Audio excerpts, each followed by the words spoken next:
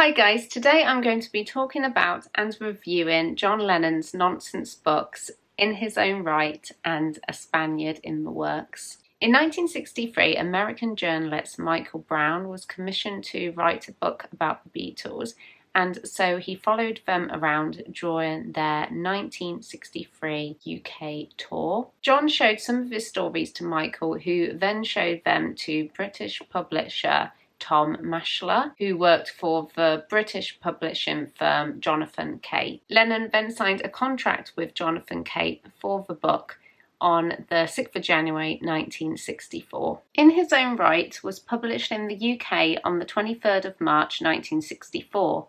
The book became an immediate bestseller, selling out on its first day. Only 25,000 copies of the first edition were printed. In its first 10 months, the book sold almost 200,000 copies. Simon & Schuster published the book in the US on the 27th of April 1964. The American edition was the same as the British, apart from the publishers added the caption, "The Writing Beetle," to the front cover. The book was also a bestseller in the US. The book received critical acclaim and some great reviews. Lennon's writing style was inspired by Lewis Carroll.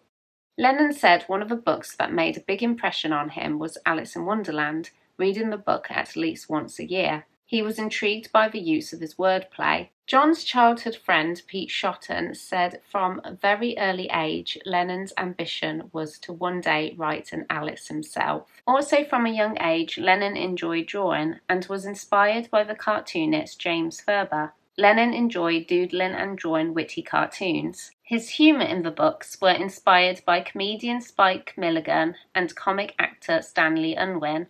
Although Lennon loved writing, he was bad at spelling, saying that he just never got the idea of spelling. Some of the stories and poems had already been published in the Liverpool music publication Merseybeat. Some of the earlier stories include On Safari with Wide Hunter, which was co-written with Paul McCartney, Henry and Harry, Liddy Paul, No Flies on Frank, Randolph's Party, and the poem I Remember Arnold, which was written after the death of his mother. Lennon's favourite piece in the book was Scene 3, Act 1. Unlike with his first book, where some of it he had already written years earlier, with his second, he wrote most of it in 1964. A Spaniard in the Works was published in the UK on the 24th of June 1965 and the 1st of July in the US. Sales were lower than Lennon's first book, with 100,000 copies bought in the first 3 months, but it was still an immediate bestseller. The book wasn't as praised as its first, with some saying that it felt rushed and was not up to the standards set by In His Own Right. Lennon did start to write a third book, which was planned to be released in February 1966, but stopped writing it soon after he had started. Now for my personal opinions on both books. I really love both of them. I really love to take my time reading them because they do read as nonsense, so it does take a bit of time to read to follow some of it, although not all of it does make sense. And I just find them so funny and interesting. And I also enjoy looking at all of Lennon's artwork as well. I just find them crazy and creative. I just have so much fun reading them, seeing his words. A lot of his wordplay I thought was inventive, and a lot of it has double meanings.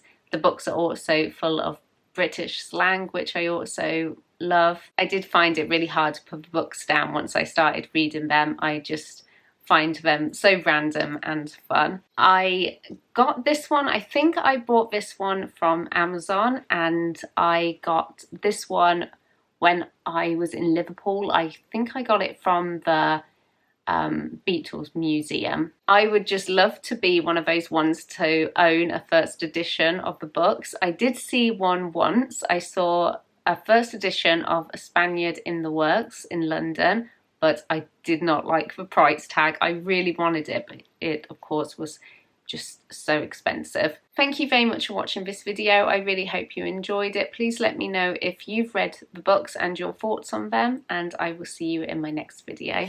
Bye. There were no flies on Frank that morning. After all, why not? He was a responsible citizen with a wife and child, wasn't he? It was a typical Frank morning, and with an agility that defies description, he leapt into the bathroom onto the scales. To his great Harold, he discovered he was 12 inches more tall heavy. He couldn't believe it, and his blood raised to his head, causing a mighty red colouring. I can't not believe this incredible fact of truth about my very body, which has not gained fat since mother begat me at childburn. Yet though I walked through the valley of thy shadowy hut, I feel feed no Norman. What great qualmsy hath taken me thus into such a fatty hard-buckle? Again Frank looked down at the awful vision, which clouded his eyes with fearful weight. 12 inches more heavy, lo!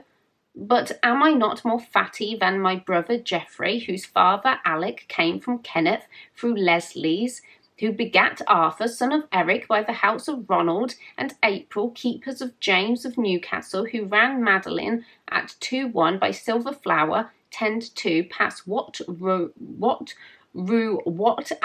4/3 a pound? He journeyed downstairs crestfallen and defective, a great weight on his boulders. Not even his wife's battered face could raise a smile on poor Frank's head, who, as you know, had no flies on him.